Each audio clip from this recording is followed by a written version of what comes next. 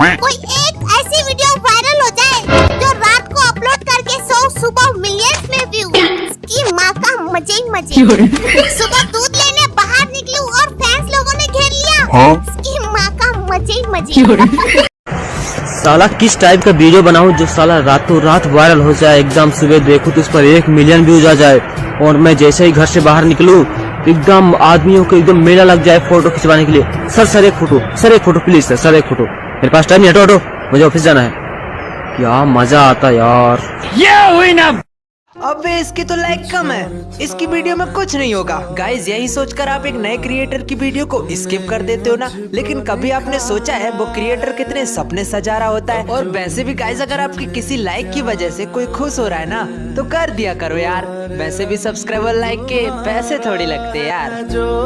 স্বপ্ন ছিল ইউটিউবার হওয়ার, অনেক আশা নিয়ে আসছিলাম ইউটিউবে যে ইউটিউবার হবে, প্লে বাটন আসবে, অনেক আশা ছিল। গাইস তোমরা কি করতেছো?